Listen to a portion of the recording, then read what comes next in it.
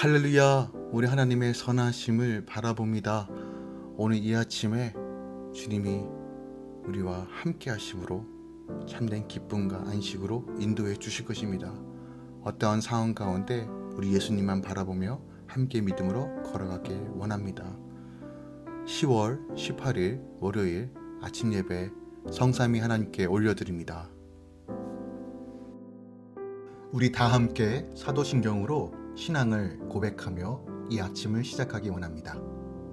전능하사 천지를 만드신 하나님 아버지를 내가 믿사오며 그 외아들 우리 주 예수 그리스도를 믿사오니 이는 성령으로 잉태하사 동정녀 마리아에게 나시고 본디오 빌라도에게 고난을 받으사 십자가에 못 박혀 죽으시고 장사한 지 사흘 만에 죽은 자 가운데서 다시 살아나시며 하늘에 오르사 전능하신 하나님 우편에 앉아 계시다가 저리로서 산자와 죽은 자를 심판하러 오시리라.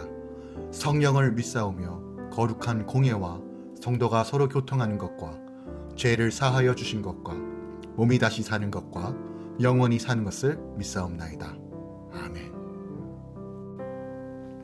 오늘 하나님의 말씀은 에스겔 36장 1절부터 15절까지입니다. 에스겔 36장 1절부터 15절까지입니다.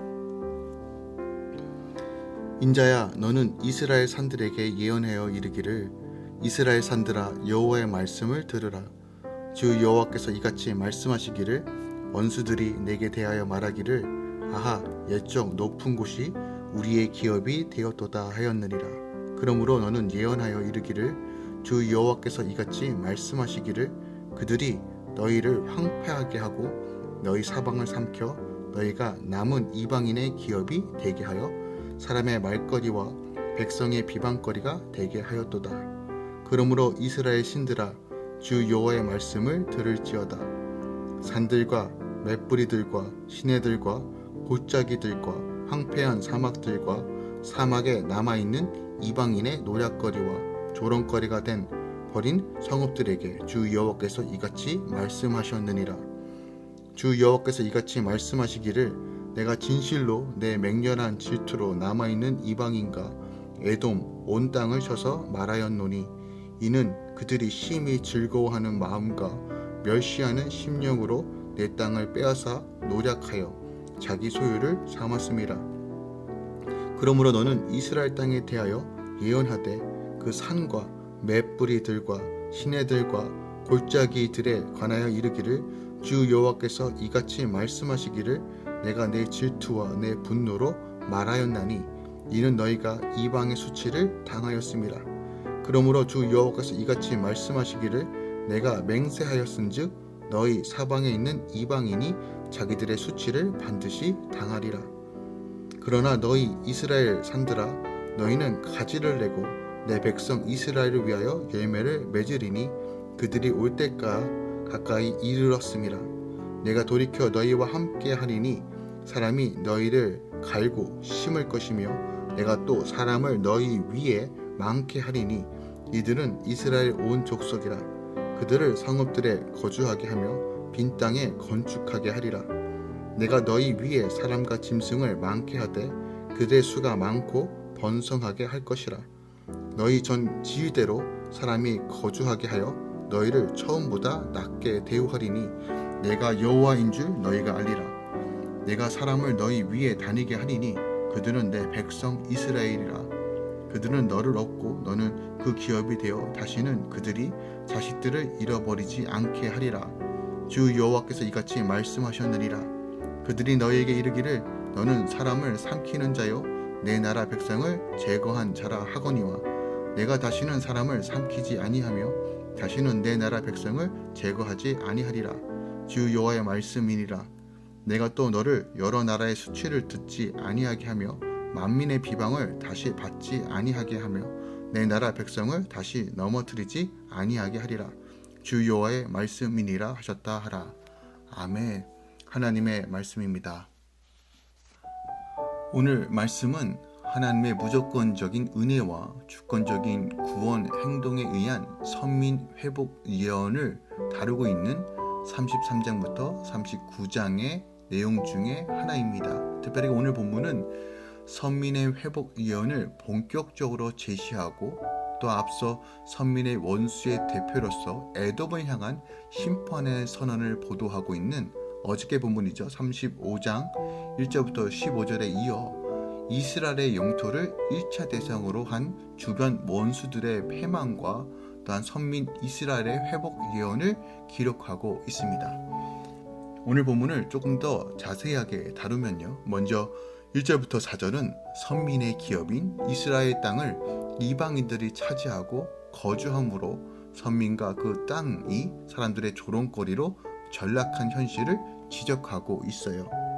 하나님은 에스겔을 통해 이스라엘에게 반복해서 너희가 너희 죄로 인해 심판을 받아 이방인들의 조롱거리가 되었다라고 말씀하십니다. 이스라엘은 포로로 끌려갔으면서도 회개하지 않고 자신들은 망하지 않으리라 생각했어요. 그러다 예루살렘이 완전히 함락되는 사건으로 하나님의 백성으로서 정체성을 잃어버리고 처참히 무너졌습니다. 그런데 그동안 망한다라고 외쳤던 에스겔이 이제 망한 그들에게 회복을 선언하는 것이에요. 이처럼 말씀은 망하기 전이든 후이든 날마다 우리는 새겨 들어야 합니다.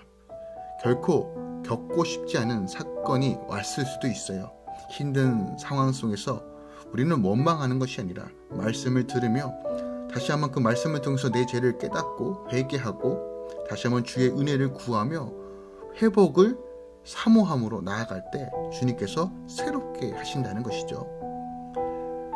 5절부터 7절까지는 이스라엘 땅을 노략하고 차지한 주변 원수들을 필히 망하게 하실 것을 약속하고 있어요. 이방인들에게 조롱과 수치를 받고 있는 이스라엘을 위해 하나님이 맹렬한 질투와 분노로 그들을 심판하겠다라고 선언하세요. 본문에서 그러므로 라는 접속사가 반복해서 나오는데 이는 이스라엘이 잘못했지만 이방인들이 그들을 질밟는 것은 하나님이 그분에 대한 직접적인 도전으로 여기심을 보여주고 있는 거예요. 하나님은 이스라엘이 그분의 자녀이기에 벌도 주시지만 그들을 괴롭히는 이들을 내버려 두시지는 않으십니다. 우리 삶 가운데 힘들고 어려운 문제를 겪을 수 있어요. 하지만 성도는 고난을 대하는 시각이 믿지 않는 사람과 분명히 달라야 합니다. 성도에게 고난은 하나님께 버림받아 망하는 사건이 아니라 돌이켜 애통함으로 하나님께 돌아올 수 있는 통로가 된다는 것을 우리가 기억해야 할 것이에요. 8절부터 15절은 이스라엘 족속에 의해 이스라엘 산하에 재건되고 그로 말미암아 이스라엘 산하의 수욕이 그치게 될 것이라는 약속이 주어지고 있습니다. 에스겔 선지자는 앞서 심판을 예언한 것과 달리 8절부터 회복의 말씀을 선포합니다. 그러면서 하나님이 이스라엘 처음보다 낮게 대우하실 것이라고 합니다. 이해할 수 없는 억울한 일을 당할 때 우리는 주변 사람과 환경을 탓하지 말고 먼저 하나님의 뜻을 따르지 않는 내 죄, 자신의 죄를 보고 회개해야 합니다. 말씀대로 이루어질 줄을 믿고 포로세간을 잘 견디고 결단하면 당장 환경이 풀리지 않더라도 얼마 지나지 않아 하나님이 허락하신 회복의 때를 누리게 될 것입니다.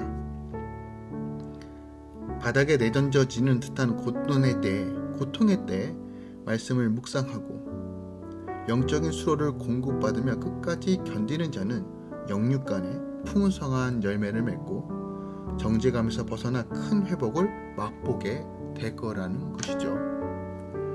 오늘 내용을 살펴보면 이스라엘의 외형적인 회복에 대한 말씀과 약속이라는 것을 우리가 좀 발견할 수 있어요. 그런데 우리가 주목해야 할 것은 이스라엘 회복이 이스라엘 족속들의 열심이나 노력으로 이루어지는 것이 아니라는 것이에요. 즉 이스라엘 땅의 회복은 주권적인 하나님의 열심으로 이루어진다는 사실을 우리가 발견할 수 있어요. 특별하게 이스라엘 땅의 회복에 대한 말씀이 기록되어 있는 8절부터 15절까지 보면 하나님은 스스로를 내가라는 이 말을 5번이나 반복함으로써 땅의 회복이 하나님의 주권과 무조건적인 은혜로 이루어진다는 사실을 강조하고 있어요.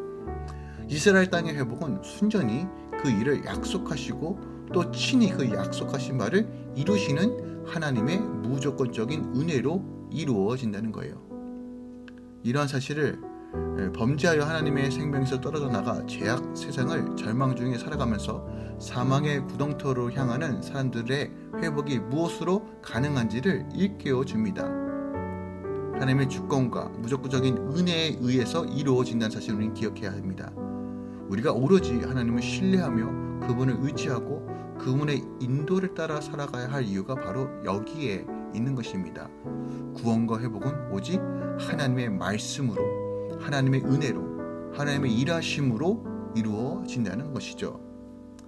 우리가 조금 더 주목해 보길 원하는 것은 9절 전반부에 좀 보면요, 하나님께서 이스라엘을 향해 내가 돌이켜 너희와 함께 하리라 라고 말씀하세요. 그리고 후반부에 사람이 너희를 갈고 심은 것이라는 말씀을 근거하며 동시에 8절에 너희 이스라엘 산들아 너희는 가지를 내고 내 백성 이스라엘 위하여 열매를 맺으라 라고 약속의 근거가 되는 말씀을 하세요. 그러니까 선민의 땅이 다시 회복하여 옥토가 되고 열매를 맺게 될 것인데, 그것은 하나님께서 돌이켜 이스라엘 땅과 그들과 함께 하시기 때문이다라고 다시 한번 강조하는 거예요. 그러니까 인생의 참된 행복이 어디 있을까요? 우리 안에 궁극적인 기쁨과 만족은 어디 있을까요? 하나님과 함께 할 때만 가능하다는 것을, 하나님과 함께 동행할 때만 회복이 있다는 것을 오늘 본문이 선포하는 겁니다. 약속의 땅에 수많은 가증한 우상들로 또한 이스라엘 땅에 범죄함으로 이 땅이 더럽혀졌습니다. 거룩하신 하나님께서 감히 머무를 수 없는 상태가 되었어요. 그로 인하여 이스라엘은, 선민은 심판받게 됩니다. 그런데 오늘 회복의 말씀을 선포하시면서 이들이 행복할 수 있는 이유, 이들이 열매를 맺을 수 있는 그 근원적인 요소가 뭐라고 말합니까? 하나님이 함께 하심으로 그 황폐한 땅에 황무지가 다시 기업을 얻을 수 있는 땅으로 바뀌게 될 것이다 고 얘기하는 거예요. 이처럼 인생도요, 하나님께서 함께 하시냐의 여부에 따라 삶이 윤택하고 아름답고 풍요로운 것으로 바꾸어지기도 하고 불행하고 황량하고 무가치한 것으로 바뀌는 일들이 일어난다는 것이에요. 즉 우리의 인생은 결국 하나님과 함께하는 것, 복의 근원이신 하나님과 동행하는 것이 우리의 행복의 척도라는 것이죠. 누구나 행복한 삶을 살기 원하고 형통한 삶을 살기 원하고 만족과 기쁨을 누리는 삶을 살기 원합니다. 내 세상에서 답을 찾는 것이 아니라 여러분, 성경에서 그 답을 찾으셔야 합니다. 유일하고 완전한 행복의 길은 오직 하나님과 함께 할 때만 가능한 것입니다. 창조주께 돌아가십시오. 시편 29편 11절입니다. 여호와께서 자기 백성에게 힘을 주시며 여호와께서 자기 백성에게 평강의 복을 주시리로다. 아멘. 그 평강과 행복은 주 안에서만 가능합니다. 오늘 이 아침에 주님과 동행하기 원합니다. 주님과 함께하기 원합니다. 주님의 은혜로 오늘도 나를 채워달라고 함께 갈망하며 선포하며 기도로 시작하는 이 아침 되기 원합니다. 기도하겠습니다. 사랑하는 주님, 감사합니다. 오늘 황폐해진 이 이스라엘 땅에 다시 한번 회복을 선언하시는 이 장면을 통해서 또한 이 회복을 할 수 있었던 근본적인 이유가 아버지께서 다시 함께 하심으로 기업이 이루어지고 회복된다는 이 메시지의 말씀을 오늘도 우리 삶 가운데 적용해 봅니다.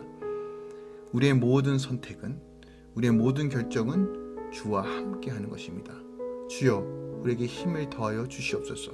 주여, 우리를 붙들어 주시옵소서. 예수 안에서 다시 일어나게 하시고 예수 안에서 믿음으로 걸어가게 하여 주시옵소서. 사방의 우격사짐이 우리 삶을 어그러뜨리는 것이 아니라 예수 안에서 다시 믿음으로 승리케 하여 주시옵소서. 이제는 우리 주 예수 그리스도의 은혜와 우리 하나님 아버지의 놀라우신 사랑과 성령님의 내주교통 충만 역사하심이 오늘도 주님과 동행하며 주 안에서 기쁨과 감격을 회복하고 사모하는 모든 주의 자녀들 가운데 믿음으로 선포하고 기도하며 하나님 나라를 바라보는 모든 주의 성도들의 삶 가운데 이제부터 영원까지 함께 있을지어다. 아멘.